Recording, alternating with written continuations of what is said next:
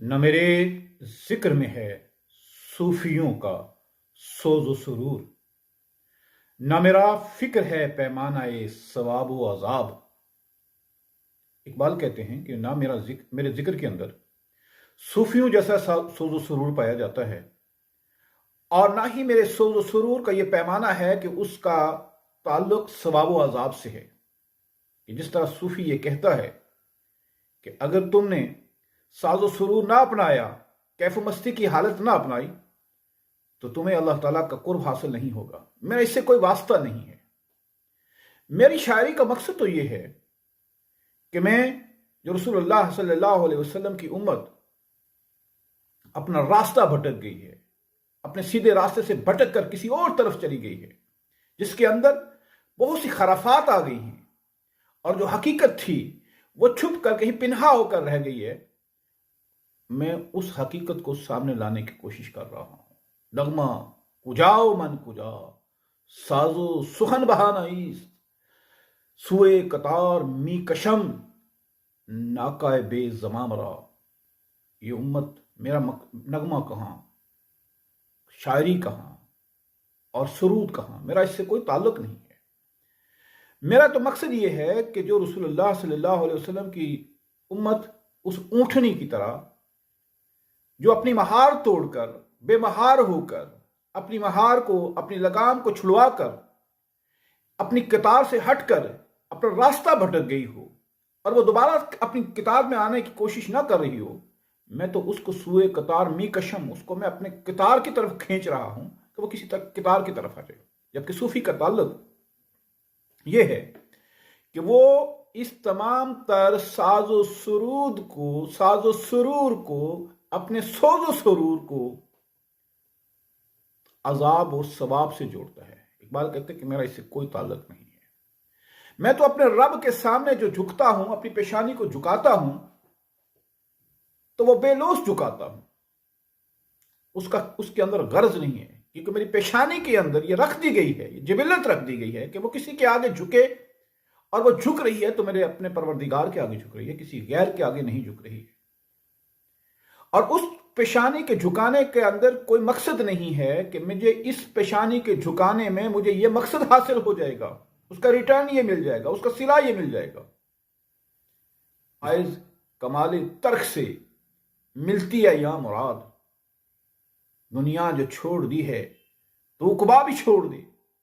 A wise, کہ تو نے اس دنیا میں اللہ تعالیٰ کی محبت کو پانے کے لیے تمام اس سے علیحدگی اختیار کر لی ہے، اس دنیا کی تمام تر چیزیں اپنے اوپر حرام کر لی ہیں، اس دنیا کو ترک کر دیا ہے۔ لیکن اس دنیا کے ترک کرنے کے بعد تیری جو نگاہیں ہیں، تیرے خیالات کے اندر جو چیز چھائی ہوئی ہے وہ جنت چھائی ہوئی ہے، حوریں چھائی ہوئی ہیں، وہاں کی نعمتیں چھائی ہوئی ہیں، وہاں کے تمام تر بہاریں چھائی ہوئی ہیں۔ جبکہ عاشق جو ہوتا ہے، جس کا عشق کا دعویٰ ہوتا ہے، وہ بے لوث عشق ہوتا ہے، اس کا وہ کسی غرض کی خاطر نہیں ہوتا ہے۔ اگر تو نے اس دنیا کو چھوڑ دیا ہے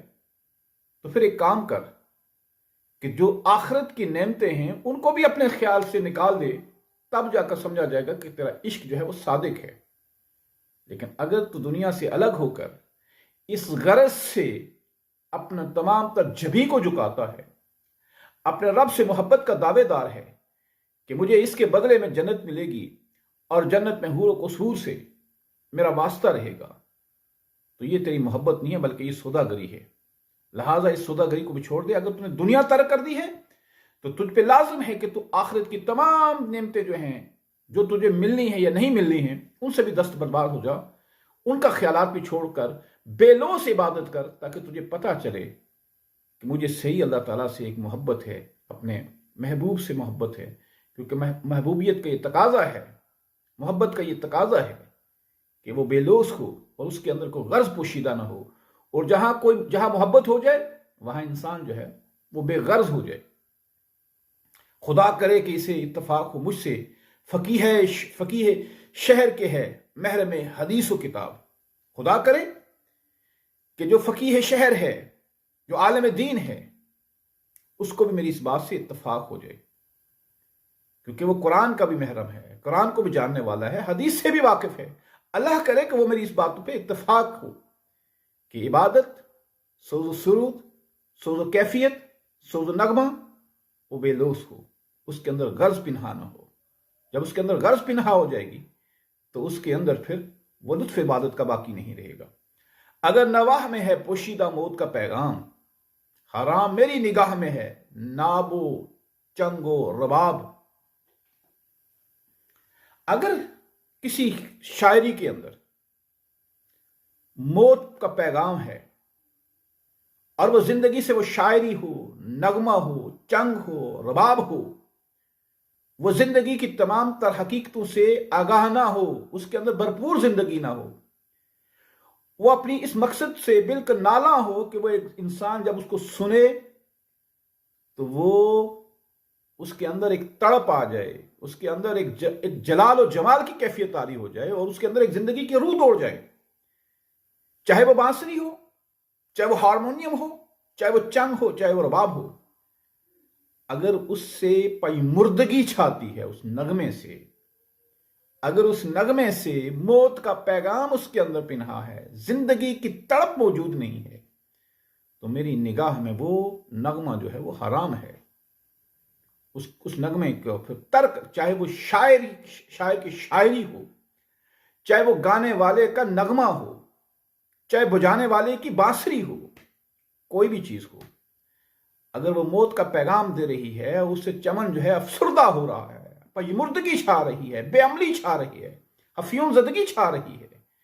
اور اس کو سننے سے، اس کو گانے سے، اس کو اپنانے سے قوا مزمحل ہو رہے ہیں، تو وہ شاعری نہیں ہے، وہ نغمہ نہیں ہے، وہ موت کا پیغام ہے، اور اس سے وہ ایسی چیز جو ہے وہ حرام ہے۔ اقبال کا جو تصور فنون ہے وہ بڑا واضح ہے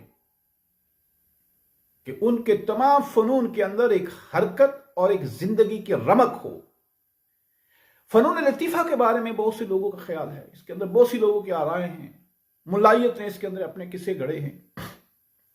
صوفیوں نے اس کے اندر اپنے خیالات ہیں۔ یہ فنون لطیفہ جو ہیں، دیکھیں سارا کائنات کا جو نظام ہے، اس کے اندر رنگ بھی ہیں، نغمے بھی ہیں، ہر طرح کے کلرفل زندگی اللہ تعالیٰ نے تمام تر چیزیں اللہ تعالیٰ نے انسان کے لیے بنائی ہیں۔ اسی طرح فنون لطیفہ کا جو تعلق ہے، یہ نہ تو حرام ہیں نہ تو حلال ہیں، یہ بالکل پانی کے کلر کی طرح ہیں۔ ان کا کام یہ ہے کہ یہ انسان کی سوئی ہوئی حسیات کو بیدار کریں اور انسان کے اندر ایک زندگی کی رمق دوڑا دیں، اس کو بے عملی سے عمل کی طرف لے آئیں، اس کو پیمردگی سے زندگی طرف لے آئیں، اس کے اندر وہ رانائی ہو، وہ دوبارہ سے اس دنیا کے اندر تحرک پیدا ہو، اس کو ایک متحرک شخصیت کے طور پر ابھرے۔ اس میں چاہے وہ شاعری ہے، نہ شاعری حرام ہے نہ حلال ہے، اس کا تعلق پانی کی طرح ہے کہ جس طرح پانی کا کوئی کلر نہیں ہے، اگر پانی کے اندر زہر ملا دیا جائے تو وہ زہر بن جائے گا، اگر اس کے اندر امرت ملا دیا جائے تو وہ امرت شفا بن جائے گا۔ اسی طرح شاعری ہے کہ اگر اس کے اندر ایسے کانٹینٹس کو شامل کیا جائے جو پیمردگی پہ مائل کرتا ہے، جو ایسے غلیظ جذبات کی طرف مائل کرتا ہے، غلیظ خیالات کی طرف مائل کرتا ہے، انسان کو اس دنیا سے بے عمل ہونے کی ترغیب دلاتا ہے، انسان کو بالکل افیون کا نشے کی طرح وہ بالکل بے عمل کر دیتا ہے، تو ایسی شاعری پھر حرام ہو جایا کرتی ہے۔ اور ایسی شاعری جس کو سننے کے بعد انسان فوری طور پر اس کی زندگی کی ایک تڑپ اور ایک رمق آ جائے تو وہ شاعری عین حلال ہو جاتی ہے، وہ شاعری حلال ہو جایا کرتی ہے۔ اسی طرح موسیقی ہے، موسیقی ایسی موسیقی کہ جس کے اندر ایسے خیالات پیش کیے جائیں کہ جو انسان کو بے راہ روی کا شکار کریں یا اس کی تہذیب، اس کے تمدن کے خلاف ہوں، تو وہ حرام ہو جایا کرتی ہے۔ جیسے نچ پنجابن تو یہ نہ صرف حرام ہو جایا کرتی ہے بلکہ پوری پنجاب کے کلچر کو ایک طرف سوالیہ نشان بنا دیتی ہے، اور ایک طرف ایک ایسی شاعری کہ آپ کی فوج، آپ کی کوئی بھی چیز جو لڑ رہی ہے اور اس کے حوصلے پست ہو رہے ہیں تو اچانک ایک نغمہ گونجتا ہے، اے مرد مجاہد جاگ ذرا اب وقت شہادت آپ پہنچا، اللہ اکبر۔ تو وہ شیروں کی طرح ان کے اندر ایک حرکت آتی ہے، یہ نغمہ سننے کے بعد تو یہ شاعری حلال ہو جاتی ہے، مصوری ہے۔ تو ایسی تصاویر جس کے اندر نمود و نمائش ہو، جس کے اندر ایک بندہ سادھو بن کے، چادر اوڑھ کے، سگریٹ کا دھواں نکالتے ہوئے، چرس کی لگاتے ہوئے، کش لگاتے ہوئے دکھایا جائے، تو ایسی مصوری حرام ہو جایا کرتی ہے۔ اور ایک ایسی تصویر کہ ٹیپو سلطان ہے اور وہ سرنگا پٹم پہ تلوار کو لہراتا ہوا دکھائی دے رہا ہے، دشمنوں کو چیرتا ہوا دکھائی دے رہا ہے، تو ایک پست حوصلہ شخص جب اس کی تصویر کو دیکھتا ہے تو اس کے اندر زندگی کی ایک لہر دوڑ جاتی ہے کہ یہ میرے آبا و اجداد تھے جنہوں نے مشکل ترین حالات میں بھی دشمن کا مقابلہ کیا اور اپنے آپ کو شکست تسلیم نہیں کی، چاہے حالات کیسے بھی تھے، حق بات پر ڈٹے رہے، تو ایسی مصوری حلال ہو جاتی ہے۔ اسی طرح جو سنگ تراشی ہے، سنگ تراشی اگرچہ جس کو بت گری کہا جاتا ہے، اگرچہ مسلمانوں نے اس کے اندر نمایاں